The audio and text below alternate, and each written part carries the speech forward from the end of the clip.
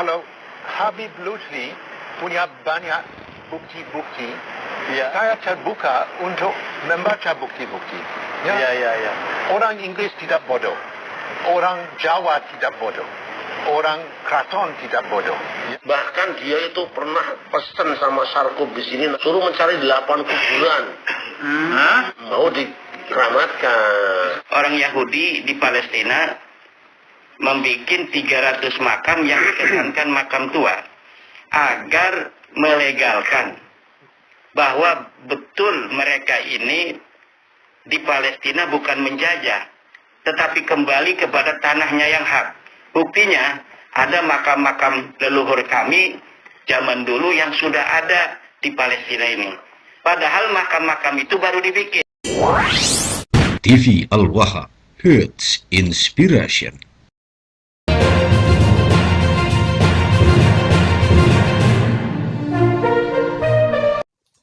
Assalamualaikum warahmatullahi wabarakatuh, sahabat TV Al-Waha dimanapun Anda berada. Kembali lagi bersama saya Bahril Ulum. Semoga Anda di sana dalam keadaan sehat walafiat. Dan kali ini saya ingin menanggapi sebuah video dari Kiai Haji Imaduddin, di mana beliau menyampaikan tentang apa maksud dibuatnya makam-makam yang disebut dalam tanda petik itu palsu, ya. Makam-makam yang sebenarnya tidak ada tetapi kemudian diadakan, atau bahkan makam yang sudah ada dikeramatkan, dianggap sebagai klan Ba'alawi. Apa tujuannya? Dan ternyata disebutkan oleh Kiai Imaduddin, di Palestina banyak sekali makam-makam palsu, sampai tercatat ada sekitar 300 makam menurut Kiai Haji Imaduddin, di mana makam-makam di Palestina tersebut dibuat oleh orang-orang Israel, orang-orang Yahudi, dengan tujuan pertama supaya menjadi klaim bahwa mereka tidak sedang menjajah tanah Palestina, tetapi justru sedang mengambil hak dari leluhur-leluhur mereka yang sudah lebih dahulu ada di tanah Palestina. Buktinya dengan adanya makam-makam kuno yang ada di tanah Palestina tersebut. Mereka mengklaim bahwa makam-makam tersebut makam-makam leluhur-leluhur dari bangsa Yahudi.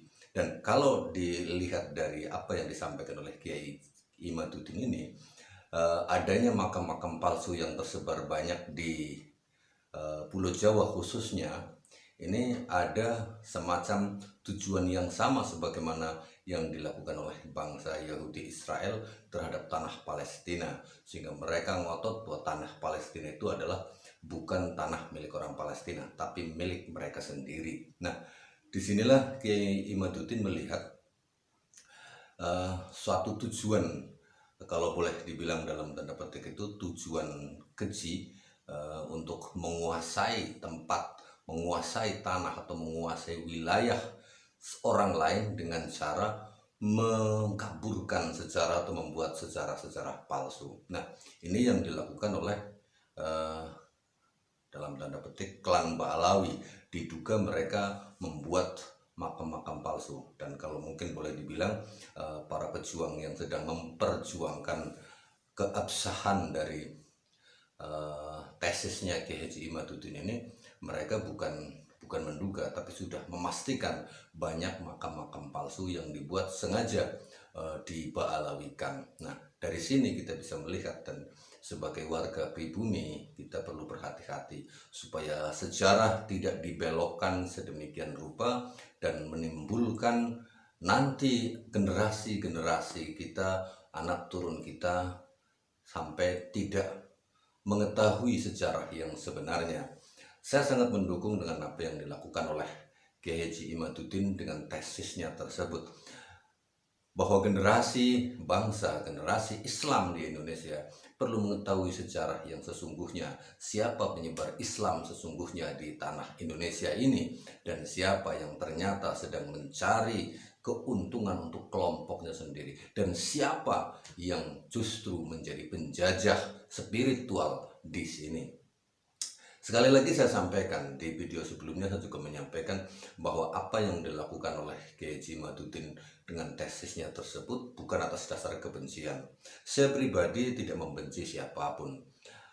Kalau Anda mengaku keturunan Rasulullah, misalkan Anda seorang habaib mengaku keturunan Rasulullah, dan kita hidup wajar seperti biasanya, saling menghormati, saling menghargai, tepos liro, tidak berusaha untuk memperbudak satu dengan yang lainnya. Anda yang mengaku habaib datang kepada saya terus mengajak saya, memerintah saya untuk tunduk sekali kepada Anda, yaitu namanya perbudakan. Banyak sekali sampai ada seorang tokoh habaib seperti Habib Bahar bin Smith itu yang memerintahkan pengikut-pengikutnya sampai mencium kakinya. Mungkin saja Habib Bahar bisa mengatakan gak usah cium kaki, tapi pengikutnya kemudian sampai mencium kaki itu kan karena berdasarkan apa yang disampaikan oleh mereka-mereka oknum-oknum Ba'alawi tersebut. Nah, saya sendiri memiliki pengalaman di mana dalam video sebelum ini saya menyampaikan pernah ada seorang oknum Habib yang mengantarkan senjata pusaka kujang kepada saya, karena pada saat itu jujur saja di desa saya, Desa Buniwah, Kecamatan Bojong, Kabupaten Tegal, itu ada sebuah makam tua. Makam tersebut di sini masyarakat mengenalnya sebagai makam dawa.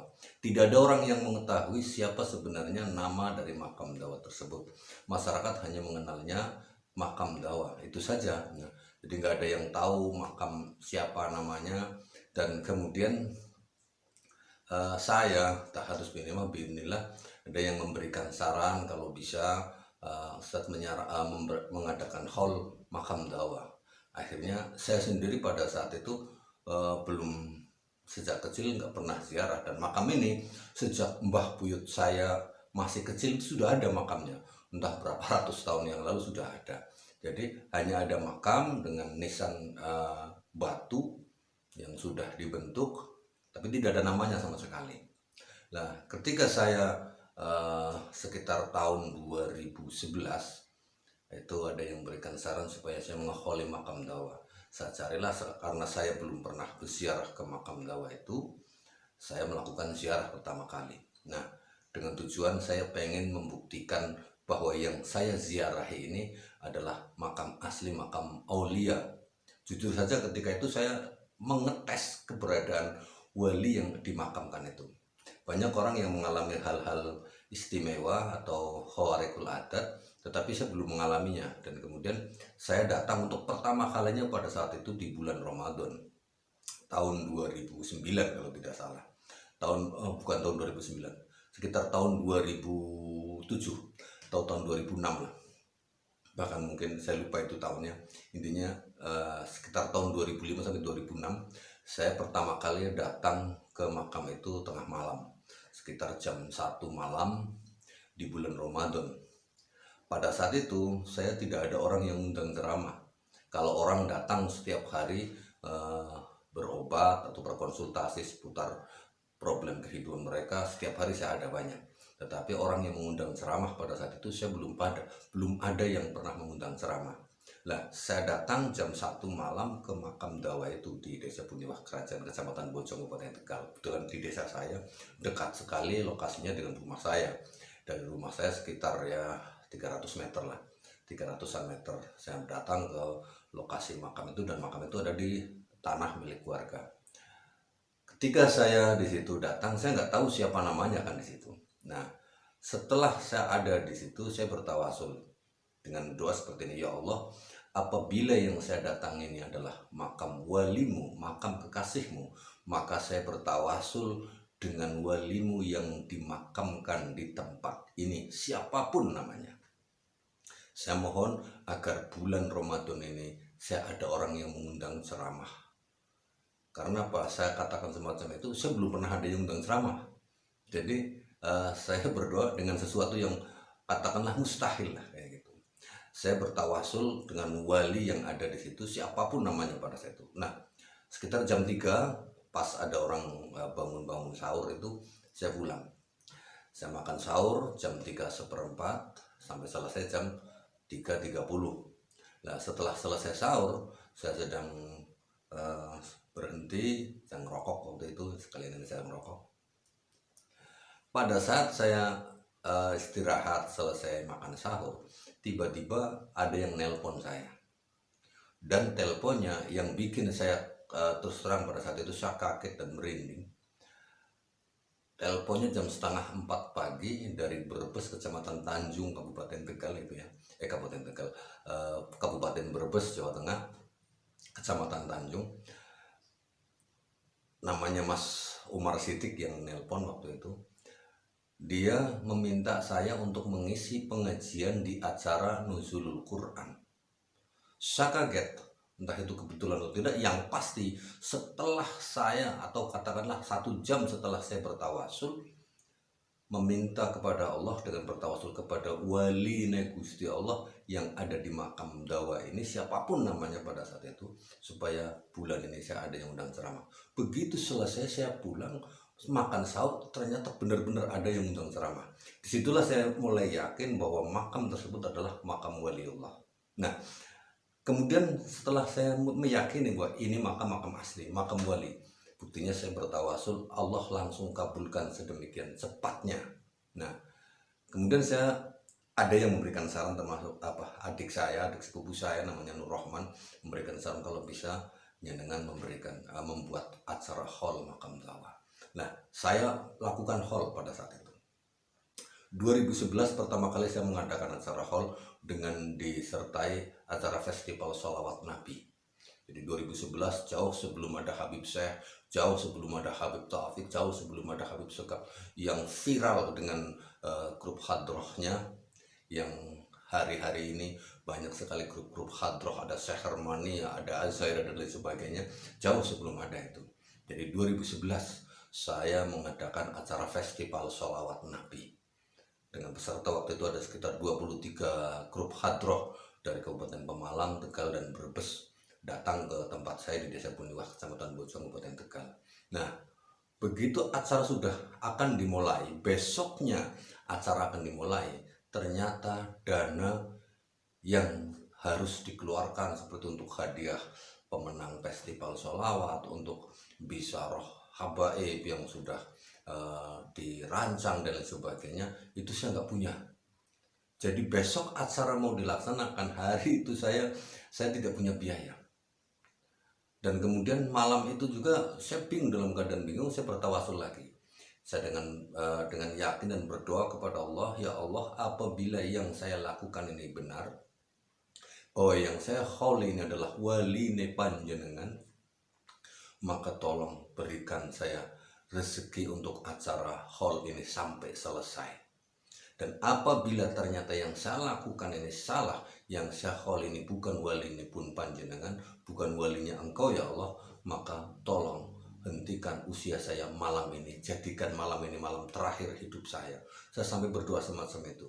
Saya berdoa kepada Allah, dan ternyata pagi hari saya bangun, itu saya betul-betul saya pegang tembok ini, tak pegang ini saya masih hidup atau udah mati nih. Dan begitu setelah doa saya langsung tidur. Ternyata saya bangun, saya tengok kanan kiri masih di kamar saya, pegang tembok, pegang ini di belakang juga, sampai masih di rumah saya sendiri. Pagi itu pula saya yakin bahwa yang saya lakukan itu adalah benar. Dan ternyata biidznillah bisyafati Rasulullah, hari itu pas mau pelaksanaan acara pelaksanaan hall dan festival sholat yang sampai saya laksanakan 2 hari berturut-turut, 2 hari 1 malam berturut-turut, itu subhanallah, alhamdulillah, wallahu akbar.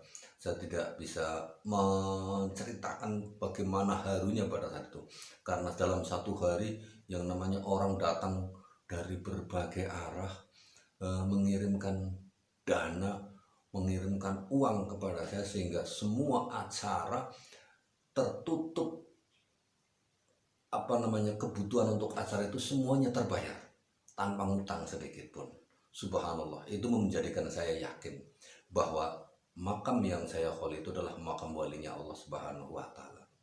Nah, saya menduga kemudian di video seperti video di sebelumnya bahwa ada seorang habaib yang mengirimkan fatihah, mengirimkan senjata pusaka kujang kepada saya. Bisa jadi kalau saya kemudian mau menerima kujang itu, kemungkinan besar makam itu nantinya akan diba'alawikan. Tapi ternyata saya menolaknya, dan sampai hari ini pun makam itu tetap menjadi sebutan dengan istilah makam gawa. Adapun tentang perbicaraan tentang makam gawa desa Budoa ini mungkin pada segmen lain. Nah, di sini saya ingin menyampaikan, mengomentari apa yang disampaikan oleh Kiai Imaduddin tentang tujuan dibentuknya atau dibuatnya makam-makam dalam tanda kutip palsu, atau yang kemudian makam asli tapi namanya dibaalwikan silsilahnya. Banyak sekali, silahkan bisa Anda cari informasi tentang hal ini. Nah, ini tujuannya bisa jadi bahwa pada saatnya nanti kita sebagai warga Jawa, warga pribumi akan kehilangan jati diri sebagai warga negara Indonesia. Karena apa? Sudah banyak juga, sudah ada juga pidato dari para oknum-oknum Ba'alawi itu yang mengatakan Indonesia ini adalah milik Tarim, milik ulama Tarim. Ini kalimat ini sudah seharusnya dicurigai. Kenapa Indonesia diakui sebagai ulama Tarim? Apa maksudnya? Nah, dengan rentetan banyaknya makam-makam yang diduga palsu itu kita bisa melakukan penelaahan bahwa kita sejatinya, seyogianya memang sebagai warga pribumi harus berhati-hati. Jangan sampai sejarah dibelokkan sedemikian rupa dengan tujuan untuk kepentingan kelompoknya, dan pada akhirnya kita sebagai warga pribumi justru menjadi budak di negeri sendiri. Secara spiritual, Rasulullah SAW tidak pernah mengajarkan umatnya atau mengajarkan sahabat-sahabatnya untuk mencium tangan dan mencium kaki beliau. Tetapi akhir-akhir ini kita melihat pemandangan yang sedemikian kontradiktif dengan apa yang diajarkan oleh Rasulullah SAW.